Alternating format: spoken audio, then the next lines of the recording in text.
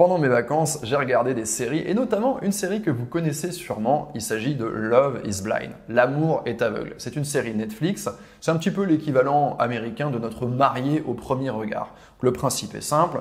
Des personnes célibataires qui veulent se marier, c'est le but affiché de l'émission. On y va pour se marier, on n'y va pas pour faire des rencontres, on n'y va pas juste comme ça pour s'amuser. C'est vraiment le mariage, l'objectif. Et on va rencontrer des hommes et des femmes sans jamais se voir. Donc ils communiquent, ils sont dans des espèces de petites salles séparées par une espèce de vitre comme ça sans teint. Et ils peuvent simplement se parler, s'écouter. Donc ils communiquent de cette façon. Et ils ne vont découvrir leur visage qu'au moment où ils se sont déjà demandés en mariage. Donc ils parlent entre eux, ils tombent amoureux, ils font une demande en mariage et là seulement ils découvrent le visage de la personne en face.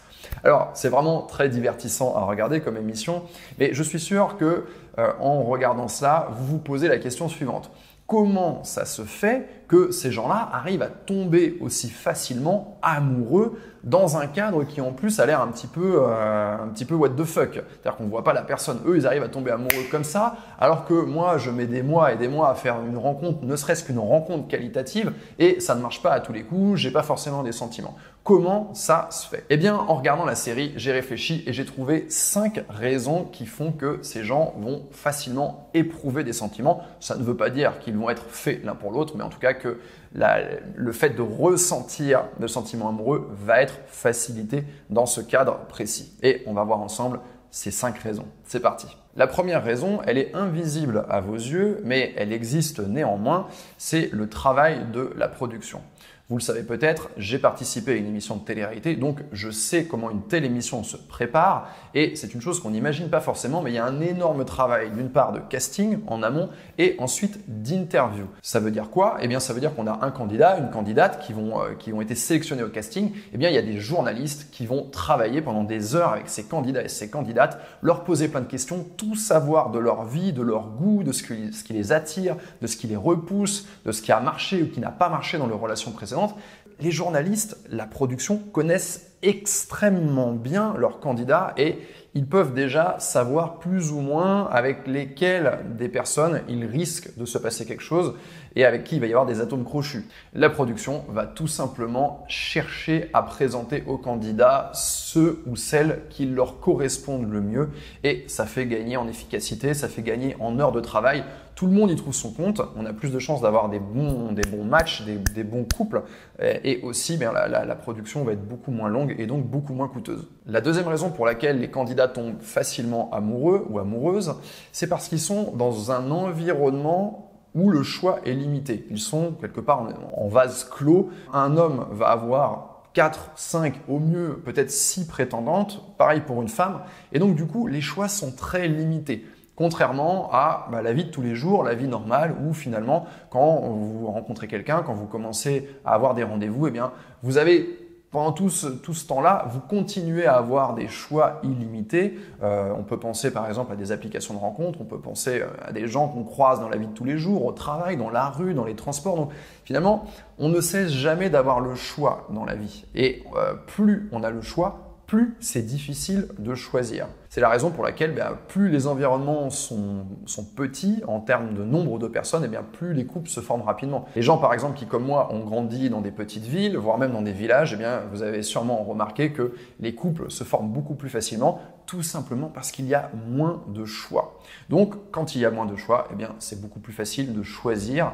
C'est ce qui se passe dans ce genre d'émission. Le choix est réduit, on choisit plus facilement et aussi à la fois on est plus sûr de son choix puisque évidemment les possibilités sont moins nombreuses. La troisième raison, vous l'avez probablement peut-être déjà expérimenté, c'est que durant tout le temps de cette expérience de rencontre, les candidats n'ont que ça à foutre. Ils n'ont que ça à foutre, ils sont dans l'émission, ils sont enfermés, coupés du monde extérieur pendant un certain temps, des semaines, et leur esprit se concentre uniquement là-dessus. Ils n'ont rien d'autre à penser, ils n'ont pas les petites choses de la vie quotidienne, le travail, les enfants, les amis, toutes les choses qu'il faut faire qui viennent les perturber. Ils sont dans une oisiveté et ils peuvent se concentrer absolument sur les connexions qu'ils vont avoir avec les candidats. C'est un petit peu comme vous, lorsque vous êtes en vacances où tout à coup, votre charge mentale, elle passe de ça à ça Et il est subitement beaucoup plus facile de faire des rencontres parce qu'on a plus de temps, simplement de cerveau disponible pour ça, pour penser aux gens qu'on a rencontrés, pour penser à écrire des messages,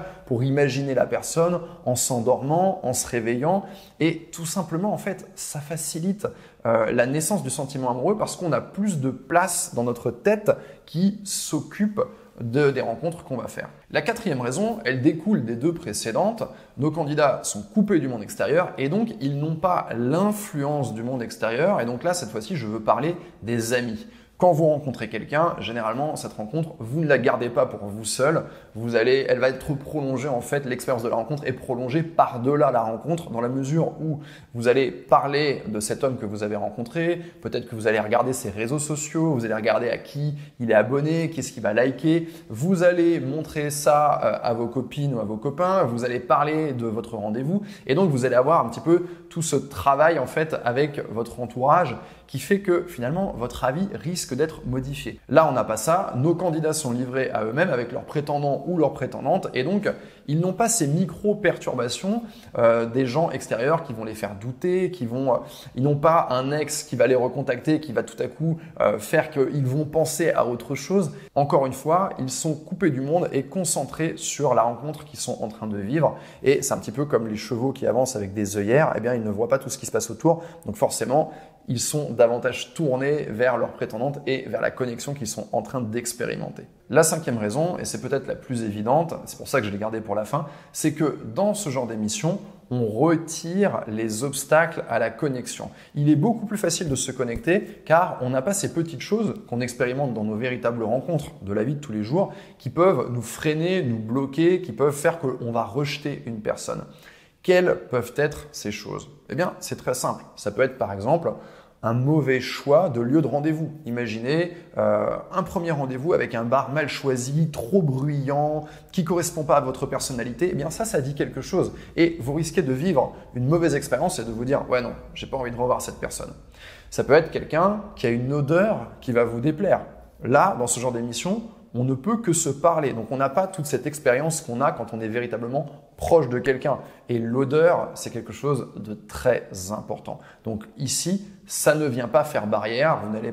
La candidate ne va pas se dire « ah bah il porte le même parfum que mon ex » ou alors « il sent la transpiration » ou alors simplement « j'aime pas son odeur corporelle ». Non, on est véritablement concentré sur la voix et donc sur la connexion. On peut penser aussi aux éléments extérieurs qui peuvent avoir lieu pendant un rendez-vous. Par exemple, dans cette émission, il n'y a pas de barman trop mignon qui va vous faire des échanges de regards pendant que vous êtes en rendez-vous avec cet homme.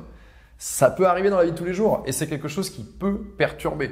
J'y ai assisté d'ailleurs pendant mes vacances. C'était assez rigolo à voir, mais il y avait un groupe de filles qui étaient attablées dans un bar et donc le groupe masculin à côté était en train d'essayer d'établir le contact et le barman, lui, le maître de ces lieux, eh bien, avait déjà un petit peu jeté son dévolu sur une des filles du groupe et toutes les 10 minutes, à chaque passage, eh bien, il passait derrière la fille et il lui touchait un petit peu l'épaule ou il lui balançait une petite blague, une petite phrase. Eh bien, ça, je peux vous dire que ça vient véritablement foutre la merde dans la rencontre du mec qui était à côté, qui lui, du coup, n'avait aucune chance parce que toutes les 5 minutes, il y avait ce barman qui venait distraire. Donc ça, encore une fois, ce sont des choses qu'on n'a pas dans ce genre d'émission. Encore une fois, on est concentré. On ne va pas non plus avoir aussi des choses comme la personne a une mauvaise éducation. Parfois dans l'émission, je regarde un candidat et je me dis mais ce mec ne sait pas s'asseoir, il est vautré sur le canapé. Alors oui, elle ne le voit pas, mais il est complètement affalé ou alors il porte un jogging avec un trou. J'ai vu un candidat avec un jogging avec un trou. Mais quand même, le mec va à la télé, il a choisi son jogging troué. Bien ça, elle ne le voit pas, encore une fois. On ne va pas voir non plus des petites choses comme une personne qui n'est pas tout à fait attentive, qui ne vous regarde pas dans les yeux, ou alors simplement qui va bâiller comme ça pendant le rendez-vous, qui va bâiller au corneille, qui va regarder la table d'à côté ou qui va regarder son téléphone. Tout ceci, ce sont des obstacles à la rencontre. Et malheureusement, eh bien nous, ces obstacles, on doit les expérimenter dans la vie de tous les jours. Du coup, cette dernière raison, elle doit vous faire réfléchir à votre vie amoureuse actuelle et à votre façon de rencontrer les hommes. Est-ce que je favorise des cadres qui vont permettre une véritable connexion ou est-ce que le cadre, au contraire, va jouer contre moi parce que c'est trop bruyant, parce qu'il y a du monde à côté, parce que l'horaire est mal choisi, ce genre de choses. Et c'est très intéressant d'aller justement chercher à optimiser cette chose-là pour qu'on se sente bien quand on est face à face, quand on est en rendez-vous et qu'on n'ait finalement rien d'autre à penser que d'écouter la personne. Je ne peux pas terminer cette vidéo sans parler de l'importance de la voix, de cette proximité, cette sensation de proximité que l'on va avoir avec une personne qu'on écoute. Si vous écoutez des podcasts, par exemple, dans un moment d'intimité, avant de vous endormir, eh bien, vous savez de quoi je parle. On se sent très proche des voix que l'on entend. Et c'est la raison pour laquelle je vous conseille toujours, quand vous faites des rencontres, de favoriser l'utilisation du vocal, de favoriser l'utilisation de l'appel, parce que de manière générale, ça va vous rapprocher bien plus que l'écriture. Alors bien sûr, il y en a qui en regardant cette émission vont se dire, voilà, peut-être qu'il y en a qui viennent et qui jouent la comédie. Il y a toujours des candidats qui sont un tout petit peu malhonnêtes et qui viennent dans ce genre d'émission parce qu'ils vont chercher de l'exposition. Mais en réalité, notamment dans le cadre de cette émission, si on regarde les couples qui ont été formés, eh bien on voit que Lauren, Cameron sont toujours ensemble. Je vois qu'il y a pas mal de couples qui 2 ans après sont toujours mariés et ça prouve bien que finalement le matchmaking dans l'émission a été réussi. C'était les 5 raisons pour lesquelles les candidats ont de la facilité à se connecter et si vous-même vous avez envie de travailler sur votre vie amoureuse et de faire des rencontres plus qualitatives et de mener ces rencontres quelque part, que ça ne se termine pas au bout de 2 rendez-vous, eh bien je vous invite à visiter la page formation de mon site hommeexpliqué.fr. Je vous mets le lien dans la description de la vidéo. Vous pouvez regarder, vous allez voir qu'il y a différentes formations très faciles d'accès, très denses en contenu avec des conseils facilement applicables qui correspondent à peu près tous les stades de la vie amoureuse. Voilà, c'est la fin de cette vidéo. N'hésitez pas à me faire savoir ce que vous en avez pensé. Vous pouvez laisser évidemment un pouce vers le haut si vous voulez récompenser mon travail. Mais dites-moi aussi, je suis curieux de savoir quel est votre avis sur ce genre de série. Est-ce que vous les regardez? Qu'est-ce que vous en pensez? Dites-moi tout ça en commentaire et moi je vous retrouve la semaine prochaine.